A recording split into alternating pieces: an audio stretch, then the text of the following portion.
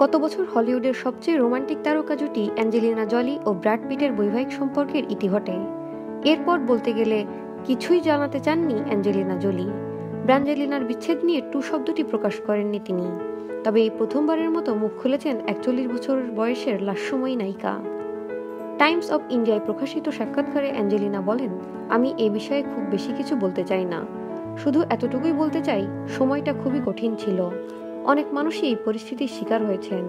আমার পুরো পরিবার আমার কঠিন সময়ের মধ্য দিয়ে যাচ্ছি।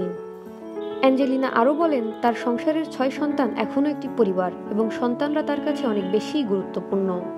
তিনি বলেন, আমরা একটি পরিবার, আমরা সবসময়ই একটি পরিবার থাকব। আমরা কঠিন সময় পার করছি, মনে হয় সময়ই আমাদের পরিবারকে শক্তিশালী করে তুলবে। আমার সন্তান আমার কেন্দ্রবিন্দু, মনোবলের মাধ্যমেই আমরা পথ খুঁজে বের করব। বর্তমানে নতুন ছবি first they killed my father এর প্রচার নিয়ে ব্যস্ত রয়েছেন জলি। তিনি ছবিটি পরিচালনা করেছেন, তাই প্রায় প্রতিদিনই তাকে কোথাও না কোথাও ছোটাছুটি করতে হচ্ছে। বর্তমানে আমি এমন একটি মুহূর্তের মধ্য দিয়ে যাচ্ছি যখন সবাই আমার রুমে থাকছে। 2টি হ্যামস্টার, 2টি কুকুর এবং আমার 2টি সন্তান এই মুহূর্তে আমার সঙ্গে আছে। এটি খুবই চমৎকার। কিন্তু সাধারণত সকালে ঘুম থেকে ওঠার পর খুঁজে বের করার চেষ্টা করি যে কে কুকুরকে নিয়ে বাইরে যাবে, কে প্যানকেক তৈরি করবে এবং কে আগের রাতে দাঁত ব্রাশ করেনি।